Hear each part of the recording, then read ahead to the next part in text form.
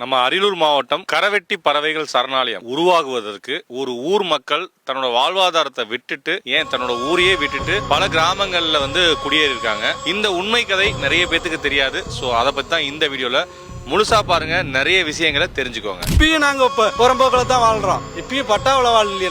நாங்க இடத்த கொடுத்துட்டோம். நீங்க காட்டி விட்ட இடத்துக்கும் பரிமண்டா நாங்க வாங்குறதுக்கு வாழ்றதுக்கு இன்னமும் எங்களுக்கு இது கிடையாது. இன்னமும் பறவை போல தான் வாழ்றோம். எங்கேயோ ஒரு பக்கம் கூடு கட்டுறோம், எங்கேயோ ஒரு பக்கம் குடியிருக்கிறோம். ஆனா பிறந்த பண்ண விட்டுட்டு எங்கேயோ போறது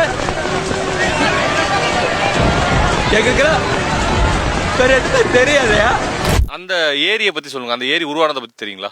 தெரியும் சார். அதில் நீங்கள் ஃபஸ்ட்டு கரவட்டி ஏரின்னு சொன்னீங்க. அது கரவட்டி ஏரியே கிடையாது. இப்போ தற்போதைய ஒரு 10 வருஷமாக கரவட்டி ஏரின்னு சொல்லிடுறாங்க, போர்டும் போடுறாங்க. ஆனால் உண்மையாக இந்த ஏரியா பேர் வேட்டோடி ஏரி தான். பழைய ஏரியா இல்லை, நிலமா இருந்துச்சு, பட்டா நிலமா இருந்துச்சு. மற்ற எல்லாமே இது விவசாய நிலம் தான். காமராஜ் ஆட்சி காலத்தில் மேட்டூர் அணை வெட்டுறாங்க. அங்கேயிருந்து வெட்டு வரும்போது இங்கே ஒரு ஏரி தேவைப்படுது. நாங்கள் இதில் 67 வருஷத்துக்கு முன்னாடி இந்த கிராமத்தில் நாங்கள் வசித்து வந்தோம். அதன் பிறகு அவங்க கவர்மெண்ட் இந்த இடத்தெல்லாம் எடுத்துட்டு ஏரி வெட்டினவும் வேட்டைக்குடிக்கு அனுப்பிட்டாங்க. மேற்க ஊரை நாங்கள் காலி பண்ண முடியாது அப்படின்னு சொல்லவும் அவங்க கலிங்கிய உயர்த்தி கட்டிட்டாங்க. ஒரு அடி உயர்த்தி கட்டும் ஆட்டோமேட்டிக் தண்ணி வீட்டு உள்ள போறவும் எல்லாரும் விட்டுட்டு தானா கரையேறி போயிட்டோம். அந்த வீட்டுக்கு கவர்மெண்ட் எந்த பைசாவும் எதுவும் கொடுக்கல. நான் பேசிட்டு இருக்கிறதுக்கு பின்னாடி தான் வேட்டைக்குடிங்கிற ஒரு ஊரே இருந்துச்சு. இப்ப அந்த ஊர் இல்ல. அந்த ஊர் பாத்தீங்கன்னா வெளியில வேற இடத்துக்கு மாத்திட்டாங்க. இந்த எங்க இடத்த ஏரியில விட்டுட்டு அவங்களா கொடுத்த நிலத்தை நாங்க இப்ப 50 வருஷம் புழுதுகிட்டு இருக்கோம். அதுக்கு பட்டா கொடுக்காம வருஷத்து நாங்கள் ஹெல்ப் பண்ணி பார்க்குறோம். பட்டா கொடுக்கல. எங்களுக்கு பட்டா போட்டு கொடுக்கணுங்கிற ஆட்சி மேல தான் பண்ணிட்டு இருக்கோம். 79 வயசு ஆயிடுச்சு. 50 வருஷமா போராடிட்டு இருக்காரு.